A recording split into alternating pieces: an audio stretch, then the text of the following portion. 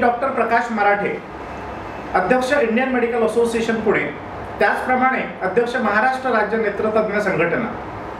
वैद्यकीय क्षेत्राशी गेली 35 वर्ष मी निगडित आहे आणि या क्षेत्रामध्ये घडत असलेल्या घडामोडी यांना मी फार जवळून बघितलं गेल्या काही वर्षांमध्ये।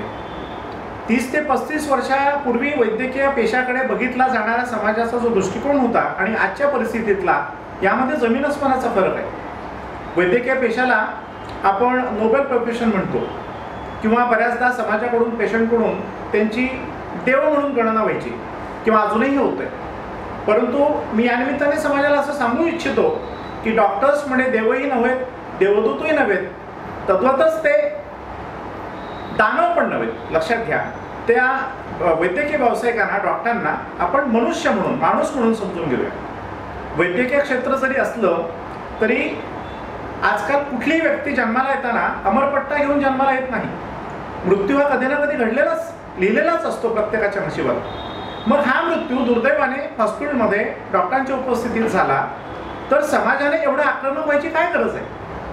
आता डॉक्टर्स आपल्यासाठी, आपल्या नातेवाईकांसाठी, रुग्णासाठी जी उपचार पद्धती वापरतात ती त्यांच्या ज्ञानाचा कस लावूनच ती वापरत असतात आणि ही उपचार पद्धती देत असताना आपलं सर्वस्व पणाला लावतात, आपला अभ्यास पणाला लावतात आणि रुग्ण कसा बरा होईल यासाठीचे त्यांचे परिश्रम ज्यावेळेला रुग्णाला बरं करतात आणि अशीच परिस्थिती बऱ्याचदा असते त्यावेळेला रुग्णाला वाटतं की डॉक्टरांचा नेहमीचाच भाग आहे, यात काय विशेष। परंतु तसं नव्हे। मृत्यूच्या दाढेतून जेव्हा रुग्णाला बाहेर काढलं जातं ती सुद्धा अशी परिस्थिती असते की डॉक्टरांचं स्किल त्या ठिकाणी पणाला लागलेलं असतं। त्याचप्रमाणे दुर्दैवाने रुग्णाचा काही आजार जो असतो तो अतिशय शेवटच्या स्टेजला असेल किंवा तो फार सिरियस आजार असेल आणि अशा वेळेला रुग्ण दगावू शकतो। आजार जर घातक असेल आणि रुग्ण जर दगावला तर त्यामध्ये डॉक्टरांची चूक कशी असू शकते? डॉक्टरांनी आपलं सर्वस्व पणाला लावलेलं असताना सुद्धा रुग्ण, त्याचे नातेवाईक आणि समाज यांना दुःख होणं स्वाभाविक आहे। पण दगावलेल्या रुग्णाला त्यावेळेला त्याच्या नातेवाईकांना, इतरांना जी सहानुभूतीची अपेक्षा असते ती समाजाकडून जरूर मिळते, परंतु त्या सहानुभूतीचं रूपांतर, त्याचा उद्रेक हिंसाचाराच्या स्वरूपात डॉक्टर्सवर आणि हॉस्पिटलवर होता कामा नये। हे करत असताना समाज एक गोष्ट लक्षात घेत नाही की जगामध्ये अनेक प्रोफेशन्स आहेत ज्यामध्ये वैद्यकीय क्षेत्र हे एक आहे। यश अपयश सगळ्या क्षेत्रांमध्ये लागू आहे आणि वैद्यकीय क्षेत्राला नेहमी यशाच्या स्तरात सुद्धा आपण कसं मोजणार आहोत? मग ज्या वेळेला आपला रुग्ण बरा होत नाही किंवा मृत्यूच्या संपर्कात जेव्हा तो जातो दुर्दैवाने, त्यावेळेला ते फक्त डॉक्टरांचंच अपयश आहे किंवा डॉक्टरांची चूक आहे असं दुर्दैवाने समाज जेव्हा मानतो ते अतिशय चुकीचं आहे। आणि हा अशा प्रकारचा संदेश जर वैद्यकीय क्षेत्राला वेळोवेळी जायला लागला तर भविष्यामध्ये समाजामध्ये जे कोणी चांगले डॉक्टर्स आहेत, मी आजही सांगू इच्छितो की समाजामध्ये असलेले बरेचसे डॉक्टर्स हे चांगले डॉक्टर्स आहेत। समाजामध्ये एखाद दुसरा वाईट घटक असेल, समाजामध्ये वेगवेगळ्या पेशांमध्ये सुद्धा वाईट घटक असतात, मग वैद्यकीय क्षेत्रामध्ये सुद्धा असतील, पण म्हणून वैद्यकीय क्षेत्र आहे असं नसतं। आणि जर आपण या वैद्यकीय क्षेत्राला वाईट लेखायला लागलो आणि वैद्यकीय क्षेत्राची कुचंबणा होईल अशा पद्धतीने वागायला लागलो, हिंसाचार करायला लागलो, डॉक्टरांना त्रास द्यायला लागलो तर भविष्यामध्ये आपल्याला चांगली रुग्णसेवा डॉक्टरांकडून कशी उपलब्ध होईल, चांगली हॉस्पिटल्स कशी जगतील, चांगले डॉक्टर्स या व्यवसायामध्ये कसे येतील? आणि जर आपल्याला समाजामधील हुशार विद्यार्थी, 10वी-12वी शिकणारे, मेरिटमध्ये येणारे विद्यार्थी या क्षेत्रात यायला हवे असतील तर आपण त्यांना आश्वासक वातावरण नको द्यायला। आणि वैद्यकीय क्षेत्र जगलं तर तुम्हाला, तुमच्या नातेवाईकांना आणि समाजाला रुग्णसेवा मिळणार आहे।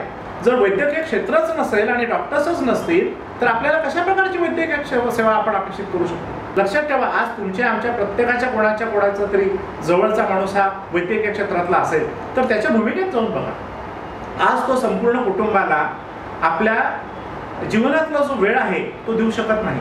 तो वेळ तो रुग्णांना देतो, हॉस्पिटलला देतो आणि आपलं सर्वस्व पणाला लावतो। ज्या वेळेला तो दिवस बघत नाही, रात्र बघत नाही, सण बघत नाही, दिवाळी बघत नाही, होळी बघत नाही, परंतु रुग्ण सेवेला उपलब्ध असतो। तर अशा प्रकारच्या डॉक्टरांना आपण समजून घेणं आणि त्याच्या भूमिकेतून बघणं हे जास्त गरजेचं आहे। आजच्या परिस्थितीमध्ये असे हिंसाचार जर घडत गेले तर समाजामध्ये असणारी लहान लहान रुग्णालय जी तुमच्या जवळच्या गल्लीबोळात सुद्धा आहेत, जवळच्या चौकात आहेत, ही रुग्णालय जगतील तरच तुमचं आरोग्य स्वस्थ आणि चांगल्या पद्धतीने त्याची उपचार पद्धती तुम्हाला उपलब्ध असेल। जर का ही छोटी छोटी रुग्णालये आज उद्या बंद झाली त्या हिंसाचारामुळे तर मोठ्या कॉर्पोरेट आणि बिग हॉस्पिटल्समध्ये जेव्हा तुम्हाला जायला लागेल तर कदाचित तुमची उपचार पद्धती अजून खर्चिक होईल। म्हणून डॉक्टरांना जगवायला हवं, हॉस्पिटल्सला जगवायला हवं आणि त्यांच्या भूमिकेतून समाजाने त्याकडे बघितलं पाहिजे. नेहमीच आपली संशयाची भूमिका त्यामध्ये ठेवू नये आणि डॉक्टरांवर होणारे जे हल्ले किंवा अत्याचार आहेत यांना आपण आळा घातला पाहिजे. समाजाने एका व्यापक आणि चांगल्या भूमिकेतून जर या विषयाकडे बघितलं तर कदाचित तुम्ही आम्ही मिळून एकत्र येऊन हा प्रश्न सोडवणार आहोत आणि हा प्रश्न जर सोडवला गेला तरच आपल्या देशाला, वैद्यकीय क्षेत्राला एक उज्ज्वल भवितव्य असेल असं या निमित्ताने मी सांगू इच्छितो. धन्यवाद. मी डॉक्टर मोहन जोशी, मी पेशाने आय सर्जन आहे. गेले 38 वर्ष मी प्रॅक्टिस करतो आणि मी इंडियन मेडिकल असोसिएशनमध्ये गेले 10 वर्ष आहे आणि मागच्या वर्षी आय फिनिश माय प्रेसिडेन्सी आणि आता मी इमिजिएट पास पेशंट म्हणून इथे ऑफिस बेअरमध्ये आहे.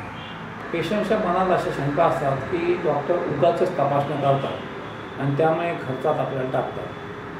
पण आमचा असा अनुभव आहे की पेशंट्स खूप काहीतरी गुगलवरती, आम्ही त्यांना गुगल डॉक्टर म्हणतो, गुगलवरती काही माहिती काढून येतात. आता हेडेक असलेला एखादा मुलगा आला की त्याच्या आईला वाटतं की मी याचं CT स्कॅन करायला पाहिजे का, याला काही ब्रेनमध्ये गाठ असेल का असं विचारल्यानंतर आम्ही आमच्या क्लिनिकल जजमेंटप्रमाणे जरी आम्हाला असं वाटलं की ह्याच्यात काही सिरियस नाही आहे, तरी पण ती जर आई म्हणत असेल आणि 1000 एक शक्यता असेल की ट्युमर असेल आणि आम्ही नाही म्हणून सांगितलं तर ती दुसऱ्या डॉक्टरकडे जाऊन त्यांनी स्कॅनिंग केल्यानंतर काही दोष निर्माण झाला.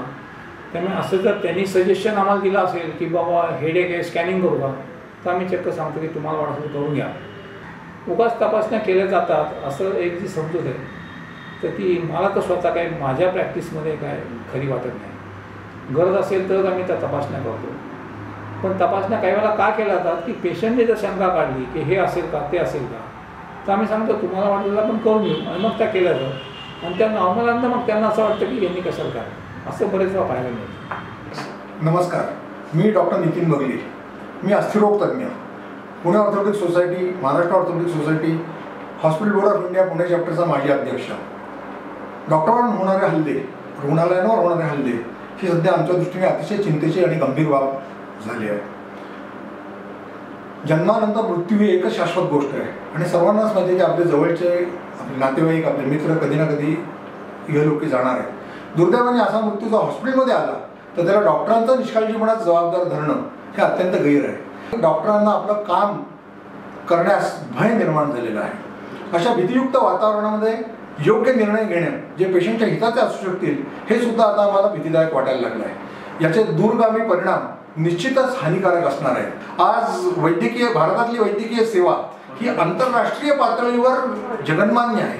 भारतीय डॉक्टरांचं जगभर कौतुक होत असताना आणि अशी वैद्यकीय सेवा भारतीय डॉक्टर अत्यंत स्वस्त दरात देत असताना त्यांच्यावर असा अन्यायकारक हल्ले करणं हे निश्चितच निषेधार्ह आहे. आपण कायदे करतो पण त्याची कठोर अंमलबजावणी होत नाही आणि कायद्यांची अंमलबजावणी होत नसल्यामुळे जनमानसात त्याची भीती राहिलेली नाही आहे हे परत एकदा मी निक्षून सांगतो. एक गोष्ट मला खेदाने असं म्हणावंसं वाटतं की भारतीय मनोवृत्ती ही वैद्यकीय तरतुदीबद्दल अतिशय अपुरी आहे, परंतु आपण स्वतःच्या आरोग्याच्या खर्चाची तरतूद करत नाही. म्हणूनच मेडिक्लेम सारख्या अत्यंत महत्त्वाच्या गोष्टीचं पेनिट्रेशन भारतासारख्या देशात 2% कमी आहे. वैद्यकीय सेवा राहिलेली नाही आहे. ही सुद्धा एक इंडस्ट्री झाली, हेल्थ केअर इंडस्ट्री असं आपण असं म्हणतो, कारण याच्यात आधुनिक तंत्रज्ञानाने प्रवेश केलेला आहे आणि हे संपूर्ण तंत्रज्ञान अतिशय महागडं आहे आणि अशा महागड्या खर्चाचं एकदम सामोरं जावं लागलं की पेशंट लोक नाराज होतात आणि या नाराजीला फक्त एकच चेहरा दिसतो तो डॉक्टरचा आणि म्हणून लोक वैद्यकीय व्यावसायिकांवर नाराज होतात. ही गोष्ट निश्चितच चिंताजनक आहे. मी डॉक्टर जयंत नवरंगे, गेले 39 वर्ष मी पिडियाट्रिशियन म्हणून म्हणजे लहान मुलं बालरोग तज्ञ म्हणून काम करतो. स्वारगेटला आणि डेक्कन जिमखान्यावरती माझं क्लिनिक आहे. ससूनचं जे श्रीवत्स ऑर्फनेज आहे त्या ठिकाणी मी काम करतो. तसंच भारतीय समाजसेवा केंद्र म्हणून आहे तिथे बऱ्याचशा हॉस्पिटल्सला मी अटॅच्ड आहे आणि इंडियन मेडिकल असोसिएशनचा माजी अध्यक्ष आहे. सध्या मी या इन्स्टिट्यूटचा ट्रस्टी म्हणूनही काम करतो. रोज आपण बातम्या वर्तमानपत्रात ऐकतो की या डॉक्टरना मारहाण झाली, त्या डॉक्टरच्या दवाखान्यामध्ये किंवा मोठ्या हॉस्पिटलमध्ये तोडफोड झाली, लोकांचा संताप अनावर झाला. या सगळ्या बातम्या अत्यंत क्लेशकारक तर आहेतच, पण त्याच्यामागे एक ठोस सबळ कारण असं कधी नसतं. आणि दुसरी गोष्ट म्हणजे अत्यंत क्लेशकारक अशा घडत आहे की जो डॉक्टर दुसऱ्याचा जीव वाचवायचा प्रयत्न करत असतो त्याच्यावरच प्राणघातक हल्ले व्हायला लागलेले आहेत. या सगळ्याचा रोष होण्याचं कारण मला असं वाटतं की संपूर्ण जगभर जागतिक स्तरावर ॲग्रेसिव्ह कन्झ्युमरिझम म्हणजे पैसा टाकला मला वस्तू विकत मिळाली, पैसा टाकला फेकला अक्षरशः लोक अशी कधी कधी भाषा वापरतात ते अत्यंत दुःखदायक आहे की आम्ही पैसे देतोय, सिंचोकाने मोजत आहे, ते मिळाल्यानंतर आम्हाला ही सर्व्हिस मिळालीच पाहिजे. अरे बाबा, पण जी दुरुस्त व्हायला पाहिजे होणारी गोष्ट आहे ते काही कोणतं यंत्र नाही आहे. त्याच्यात निसर्गाचा पण भाग आहे, प्रत्येकाची शरीररचना वेगळी आहे आणि कोणत्या स्टेजमध्ये, कुठल्या आजारपणाच्या कुठल्या स्टेजमध्ये आपण दवाखान्यामध्ये पोचतो हे सुद्धा तितकंच महत्त्वाचं आहे. अमर कोणी या जगामध्ये नाही. तर मला असं वाटतं की केवळ तो मनुष्य सुखरूप गेला घरी म्हणजे सगळं बरोबर ट्रीटमेंट झाली आहे आणि तो एखाद्या व्यक्ती दगावली किंवा तो बरा झाला नाही म्हणजे नक्कीच काहीतरी चुकलं आहे, ही जी एक वृत्ती जनमानसात रुजलेली आहे ती फार कारणीभूत आहे. आता ह्याच्यामध्ये दुसरा मीडियाचा भाग म्हणजे एक आपण बघितलं ॲग्रेसिव्ह कन्झ्युमरिझम, दुसरा जो भाग आहे तो म्हणजे मीडिया. त्याला दुसरा मी एक विशेषण नेहमी लावतो, एक्सप्लोजिव्ह मीडिया.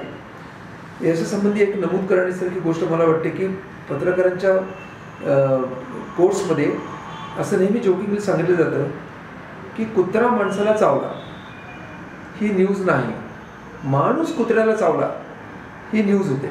हे मला आपल्या पुण्यातल्या एका अत्यंत मोठ्या मराठी दैनिकाच्या अत्यंत प्रतिष्ठित संपादकाने, आम्ही जेव्हा त्यांना भेटायला गेलो की तुम्ही अशा प्रकारची न्यूज देताना थोडं संयम बाळगा, तेव्हा त्याने मान्य केलं. पण एकीकडे हे आम्हाला सुनावलं की आम्हाला पुढे ट्रेनिंगच असते की कुत्रा माणसाला चावला ही न्यूज नाहीच, रुटीन गोष्ट आहे. तेव्हा तुम्ही माणसांना बरं करताय काही न्यूज होऊ शकत नाही. पण जेव्हा तुमच्या हाती कोणालाही कसं वाटेल की आपल्या दवाखान्यामध्ये मृत्यू झाला आहे की लगेच ती न्यूज होऊ शकते. आणि म्हणून ह्या प्रकारच्या न्यूज देण्याची एकमेकांमध्ये चढावड काही काळ मध्यंतरी लागली. अर्थात जबाबदार असे संपादक आहेत किंवा वार्ताहर आहेत ते अशा प्रकारची बातमी देत नसतात, त्यावेळी ते दुसऱ्या बाजूची पण बातमी द्यायचा प्रयत्न करतात. परंतु पुष्कळशी छोटी मोठी वर्तमानपत्र असतील, मीडिया म्हणजे टी व्ही सुद्धा आहे, त्या ठिकाणी अक्षरशः धचा मा करून विपर्यास केला जातो आणि अशा भडक बातम्या दिल्या जातात आणि त्यामुळे पण जनमानस खवळून उठतात. याच्यावरती परिणामकारक इलाज अजूनपर्यंत सापडलेला नाही. परंतु 2-3 गोष्टी फक्त मी नमूद करतो. एक म्हणजे महाराष्ट्र विधानसभा आणि विधान परिषद यांनी संमत केलेला डॉक्टरांच्या विरुद्ध आणि हॉस्पिटलच्या विरुद्ध जर काही दांडगाई केली तर त्या समूहाकडून दाम दुप्पट वसुली, कमीत कमी 50,000 रुपये दंड, अप टू 3 वर्षाची कैद, अशा प्रकारची ती प्रोव्हिजन आहे. परंतु याचा परिणामकारक अंमल होत नाही. याचं कारण असं आहे की अशा प्रकारे अटक झाल्यानंतर खटला दाखल केल्यानंतर दुसऱ्या दिवशी जामिनावर सुटतो आणि ह्या गुंड लोकांच्या किंवा गुंड प्रवृत्तीच्या लोकांकडून डॉक्टरनाच उलटी भीती वाटते की हा सुटल्यानंतर परत मला मारेल किंवा माझी परत आणखी नुकसानी करेल. तेव्हा हा कायदा जितका प्रभावीपणे, जितका तीव्रतेने आणि जितका परिणामकारकरित्या जलद गतीने अंमलात आणेल तो एक भाग झाला. परंतु दुसरं, हा काही कायमचा उपाय होऊ शकत नाही. मग दुसरं म्हणजे काय की ह्या इस्पितळांची सुरक्षा, आता त्याच्यामध्ये महाराष्ट्र शासनाने बऱ्यापैकी बदल केले त्या मध्यंतरी जो संप झाला त्यानंतर. आणि आत्ता तरी असं दिसतंय, सुरुवातीला तरी ते परिणामकारक झालेले आहे की 2हून जास्त लोकांना आतमध्ये पाठवलं जात नाही. एकदा आत येणारी माणसंच कमी असली, गुंडागर्दी आपोआप कमी होते आणि पेशंटला ट्रीटमेंटसुद्धा जास्त चांगल्या पद्धतीने मिळते. आता प्रत्येक ठिकाणी जेव्हा आपण डॉक्टरनाच दोषी धरायचा प्रयत्न करतो, ह्या एकच तुम्हाला गमतीशीर अनुभव सांगतो आणि त्याच्यातनं आपल्याला लक्षात येईल की कशा प्रकारे गॉसिप्स चालू राहतात. माझे एक मित्र रेग्युलर माझ्याबरोबर साधारण माझ्या वयाचे बँक मॅनेजर आणि कोणाचा तरी मृत्यू झाला, त्याने ते चुकीची ट्रीटमेंट दिली, ते असं म्हणत होते, अमुक म्हणत होते. डॉक्टर म्हणजे लोबाडणूकच करतात. त्यांचं सगळं ऐकून झाल्यानंतर मी त्यांना म्हटलं की तुम्ही आमच्या ग्रुपमध्ये असता, मी एकटाच त्यातला डॉक्टर आहे, तुमचा पर्सनल अनुभव सांगा बरं. नाही, माझा अनुभव फारच चांगला आहे, आत्तापर्यंत माझे सगळे अनुभव चांगलेच आहेत.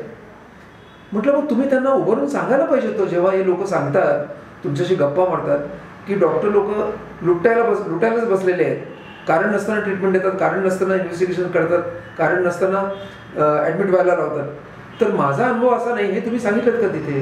ही जबाबदारी सामान्य नागरिक करत नाही, पार पाडत नाही. हे त्याचं अत्यंत वास्तववादी पण दुःखदायक असं सत्य आहे की जेव्हा डॉक्टरांबद्दल लोक वेडावाकडे बोलायला लागतात तेव्हा चांगला अनुभव आलेल्याने सुद्धा पुढे येऊन निश्चितपणे आपली बाजू मांडायला पाहिजे की नाही, माझा अनुभव मात्र चांगला आहे. तेव्हा त्यावेळी लोकांपर्यंत ते जाईल. आणि एवढं करून जेव्हा लोकांना अशा प्रकारे उठसूट सहज एक फॅशन झाली की प्रतिदेश डॉक्टरांविरुद्ध आणि कोणत्याही डॉक्टर समाजाविरुद्ध तोंडसूक घ्यायचं, तर त्यांना मी नेहमी असं गमतीने म्हणतो की माझा तुम्हाला एक शाप आहे, तुमच्या घरामध्ये एक डॉक्टर जन्माला येते. व्हिक्टरी विजन्स एंटरटेनमेंट यांच्यातर्फे चुकलंच जरा डॉक्टर होऊन अशा प्रकारचं गीत या ठिकाणी सादर करण्यात येणार आहे.